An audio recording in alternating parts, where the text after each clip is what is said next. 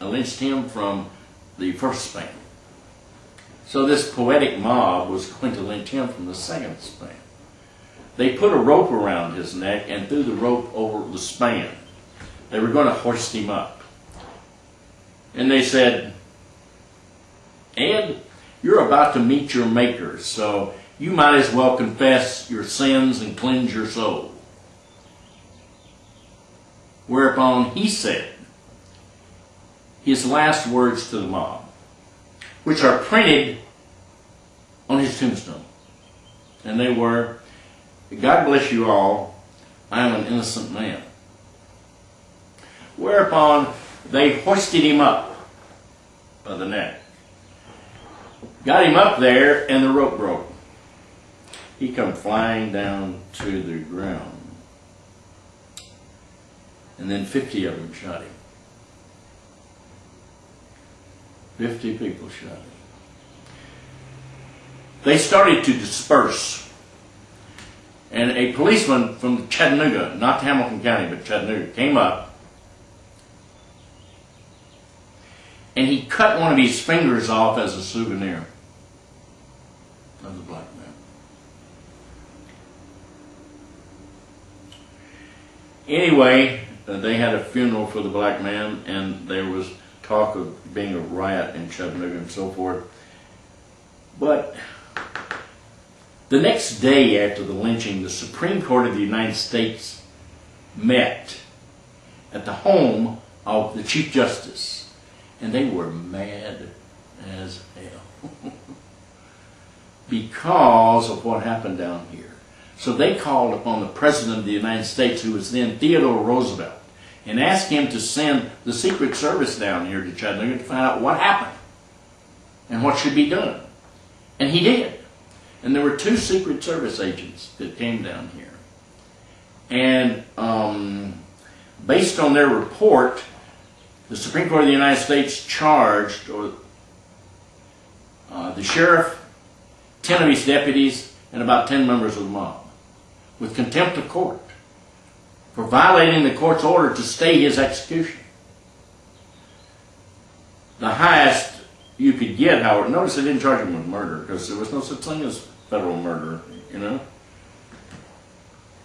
The highest, the punishment they could each have gotten was a year in jail. Anyway, the Supreme Court of the United States is not a trial court. It is an appellate court. They don't hear witnesses.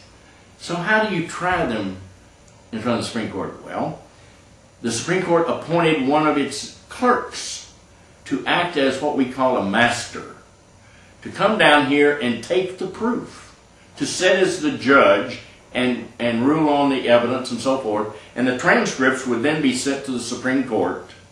Each judge would read the transcripts, and they would file briefs, and the attorneys would go argue in front of the Supreme Court, which they did all of that. Of course, it took a couple of years to try the sheriff. It only took, well, not about a week to try the poor Ed Johnson. The Supreme Court, in a 5-3 decision, found the sheriff, his chief deputy, and 3 members of the mob, 5 in all, guilty of contempt. Sentenced the sheriff to 90 days in jail, and sentenced the chief deputy to 90 days, and sentenced the other 3 to 60 days. Justice Oliver Wendell Holmes was on the court at that time. He wanted to give them the full year, but he couldn't get enough votes. When the sheriff went to the jail, oh, by the way, they had to serve their time in the Washington, D.C. jail. When they went up there to serve their time, all of them went together, the sheriff and the other 4.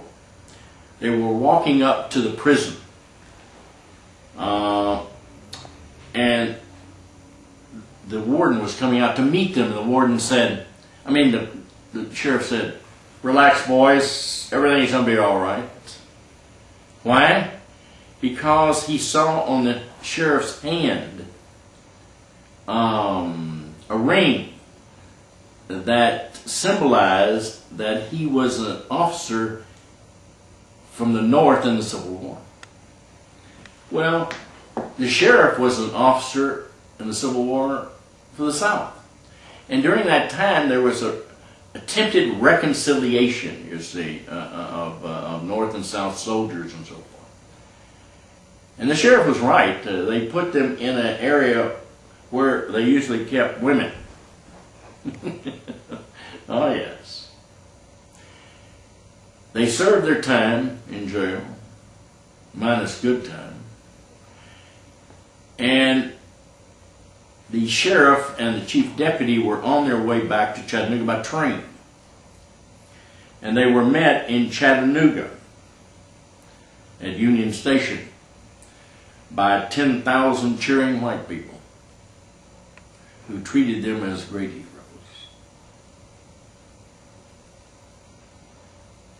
Now, isn't that a tale?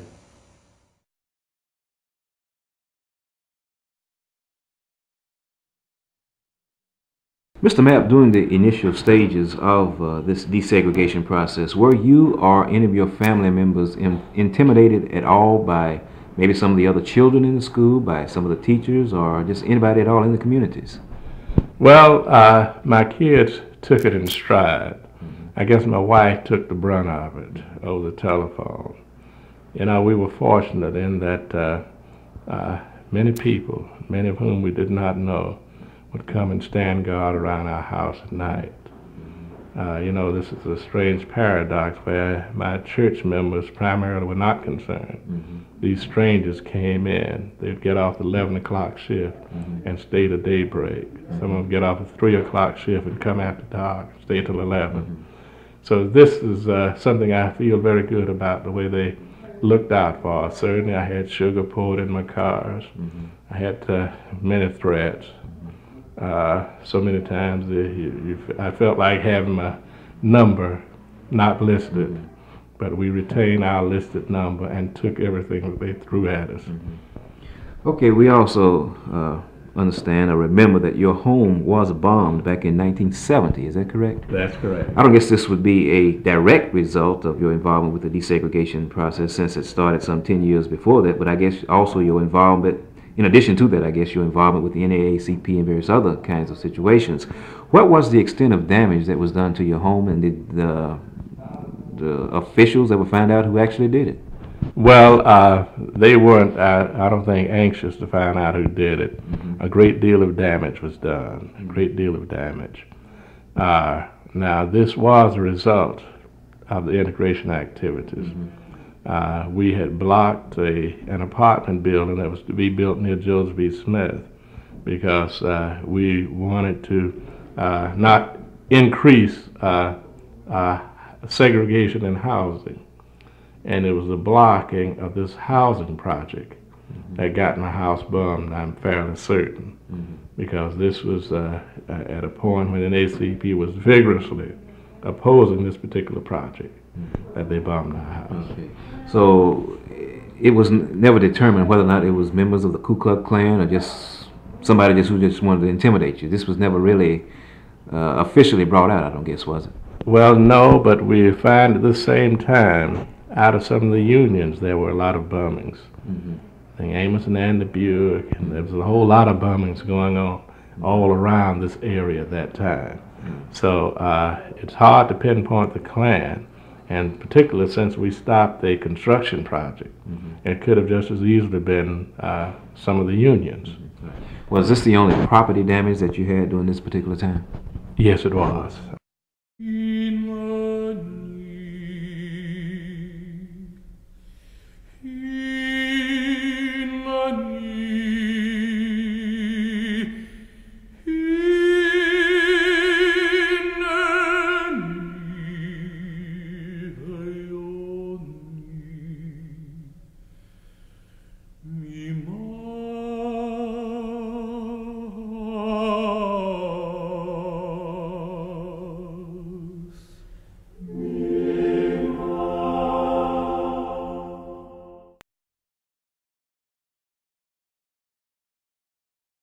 When we took a trip, we went to Canada, and we were coming back from Canada, we were driving.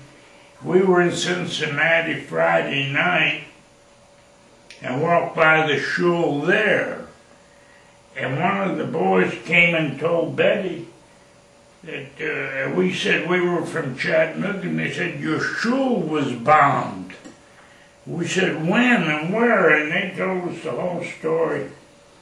So that's when we came back. It was early in the afternoon, probably 3:30, 4 o'clock, and I was in the bedroom, and which was on the front side of my house, and there was the big heavy crack, and I knew from Vietnam what a high explosive sounded like, a high order explosion.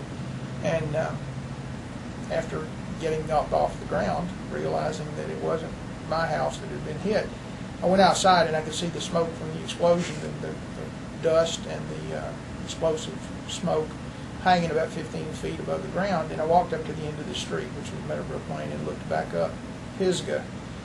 And where the synagogue had been, it wasn't there anymore. See, because he figured the Friday night services, he would get as many, not only blow up the place, but maybe kill a bunch of people that might be there for Friday evening services.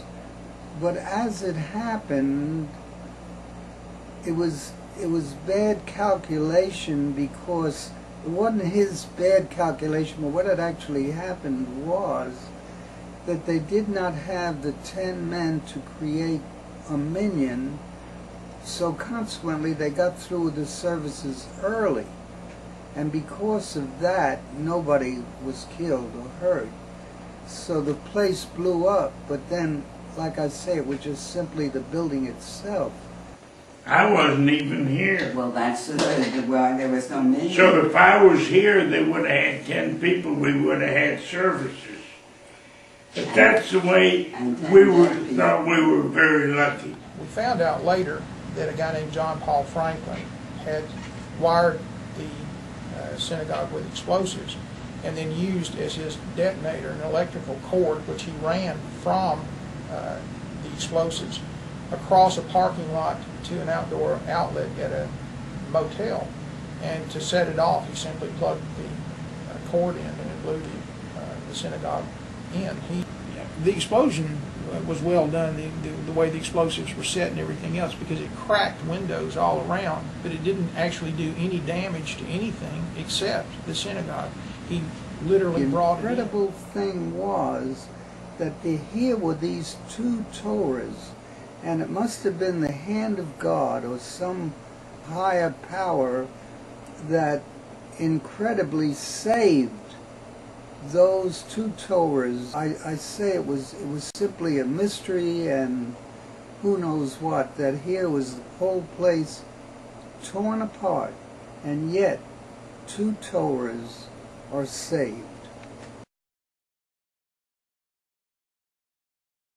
And then after that we had this mountainous pile of debris, and we had to separate. There were books and Talmudim and Hebrew articles that weren't supposed to. If it had the Word of God on it in any way, we had to separate it from the trash and put it in plastic bags, and it was buried at the cemetery. The other stuff, the regular stuff, was just taken to the dump. We didn't know who or why. This fellow that was captured later, that was not right away, that was sometime later. So we were in doubt. Everybody was very careful of how they went or where they went, and made sure that we didn't get caught again, I guess. Interestingly enough, when they were getting contributions to rebuild the synagogue, that there were people of the Christian community that came by and left donations for the rebuilding of the synagogue. So that was a really wonderful, wonderful feeling of brotherliness, that here is a community that suddenly feels the oneness of all people. And really and truly, that's the ideal. That's the ideal of life. Only one people and only one God.